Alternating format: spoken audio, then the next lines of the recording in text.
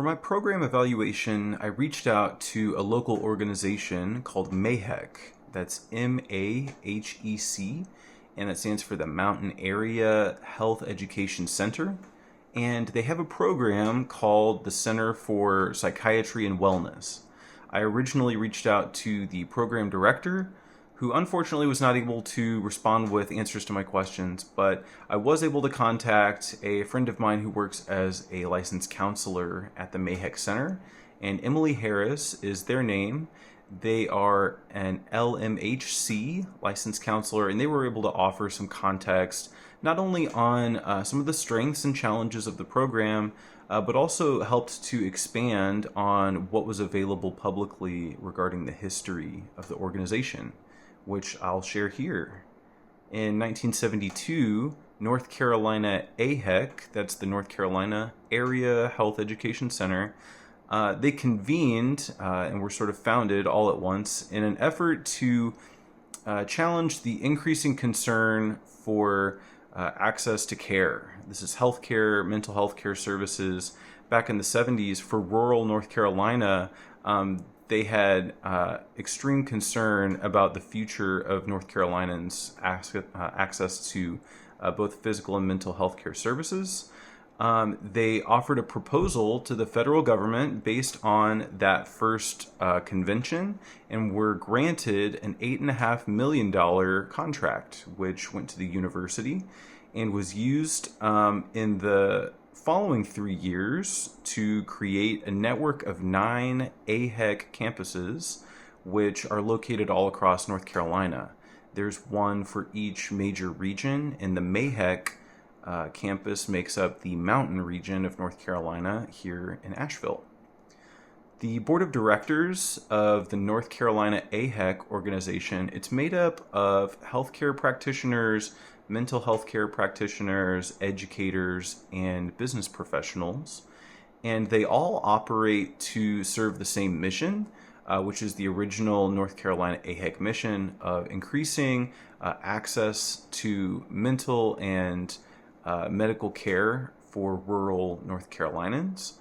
They want to attack that on 3 bases, which is the distribution of healthcare professionals across the state, the retention of those professionals within the industry, and also the access to care from those professionals based on a economic barrier, which exists for many rural North Carolinians.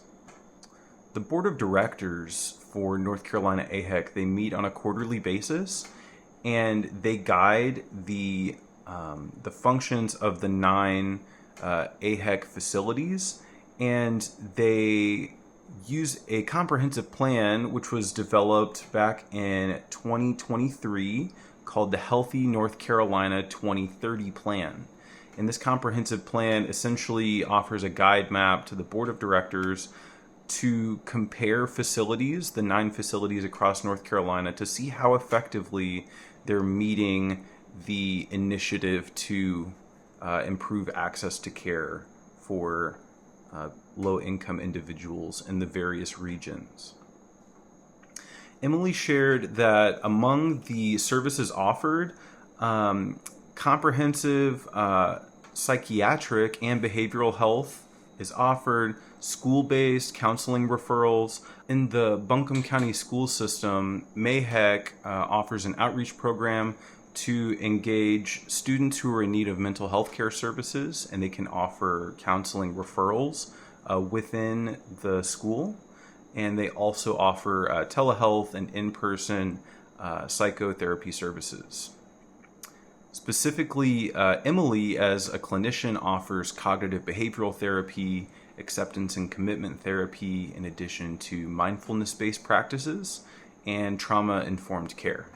When I discussed the challenges that the organization faced, Emily focused primarily on the financial challenges, which have developed over the past couple of years.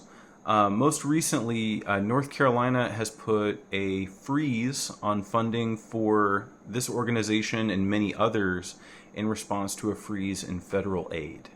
And what that has resulted in these are the federal cuts to the National Institute of Health. In the state of North Carolina, there was a $50 billion cut to the North Carolina Medicaid fund over the next 10 years. And the impact of that, Emily shared, I asked what the organization was doing in response to it. The meaning of my question was, what are we doing to navigate around those challenges? But essentially, their answer was, we're on a hiring freeze. There's not a great response to having all of your funding cut, the funding which gives you the ability to staff and to fund programs and outreach and be inside Buncombe County schools. Emily shared a lot of that is being tapered back, and especially the clients who might normally be eligible for care through Medicaid are growing concerned that the longevity of their treatment may be threatened. So it's unclear what the long-term impact of those budget cuts will be. But what Emily has shared is that in the short term, MAHEC unfortunately has been on a hiring freeze, and there is an ongoing concern that clients who are eligible through Medicaid may no longer be eligible within the next 5 years. Emily shared that the greatest strengths in the program are its roots in its dedication to rural North Carolinians and low-income individuals. While there is concern for the longevity of their care, the outreach that they do by making practitioners available in Buncombe County schools, by offering sliding scale treatment, by offering marketing to social workers, by engaging social workers to share and refer clients to their organization, they're able to engage some of the most vulnerable individuals in North Carolina, including the homeless population. And Emily shared that doing the work that they do with this client population has been transformative for them, but that this has continued to be an ongoing strength of MAHEC. And even in the absence of federal funding, they are confident that community organization and funding will help MAHEC to persist in doing its good work in Buncombe County.